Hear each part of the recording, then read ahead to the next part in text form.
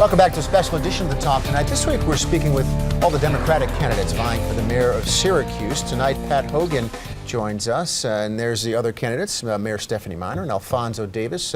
Three people looking for a victory 1 week from tonight when the votes will be well underway. Thanks for joining us. Are you enjoying the campaign? Yes, I am. It's a great experience. It really is, and it's my fifth campaign. Or actually, it's my sixth campaign. 5 campaigns for the city council, and this is this one. What have you learned about yourself? I learned that I can listen as well as I can talk. Which I think probably is pretty important in that role. Yeah, why is that important? Well, you have to listen to the people in the neighborhoods. And over those years, as a city councilor, I've listened to the people in the neighborhoods and the concerns and what their hopes and dreams for the city. You're going 19 wards, 19 days, and what are you finding out about the city of Syracuse as you talk to people? We have a very diverse selection of neighborhoods, don't we? We do. We have a great, unique neighborhoods, and people are passionately, they care about their neighborhoods. Some of them are very apprehensive, and it's one of the reasons I'm, about the future of the city, one of the reasons I'm running.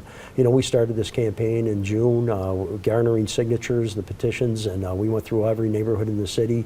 Had great support, and then we've been out since then. But at the end of the campaign, we sort of circled around, and we wanted to do this sort of a 19 ward, sort of a fun thing, going 19 wards in 19 days, revisiting these neighborhoods and talking to the folks in them. You, in the course of your campaign, have talked about a number of issues, crime in the city, the Syracuse City School District and the future of that, city budget, particularly with the firefighters, and overall, what seems to be the most important issue, do you think, for the folks in Syracuse? Well, the folks in the neighborhoods are concerned about their neighborhoods and public safety and the services and quality of life issues in the city of Syracuse. That is the biggest concern most of the people I've talked to have. They're apprehensive of their neighborhoods, and as we talked before, a lot of them are passionately involved in many different activities in their neighborhoods. And I think an active, aggressive mayor who addresses those situations is what the folks want. Do you think Mayor Miner has not been aggressive enough? Well, I think the mayor is... That's usually what she's called, is aggressive. Well, yes, but I think the mayor also is preoccupied with being the state co-chairman of the Democratic Party. And I think this city demands a full-time manager.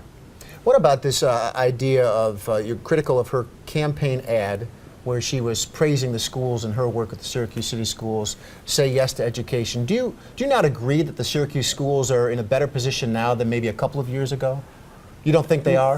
I think we still have tremendous challenges in the city schools, and I speak from experience because I was in the city schools. I had sort of a second career. I was in the city school district. I worked in a program called SBIT, a school-based intervention program for kids who had academic and behavioral problems. And I think we have challenges. We have to address them head on.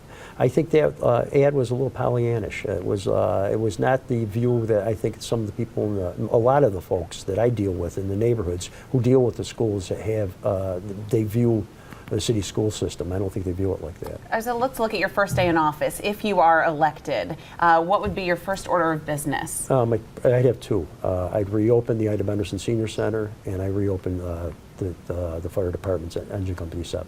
And now, why would you do that?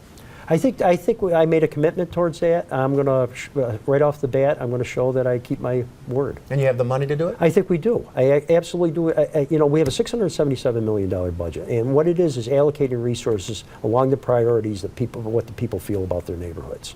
And I think people want public safety for sure, and I think there's a great desire to take care of some of our elderly people in this city too. So then if you have to trim, we'd love to know where you would trim that budget. We're going to take a quick break right now. Okay. Give you some time to think about that. More with Pat Hogan when we come back.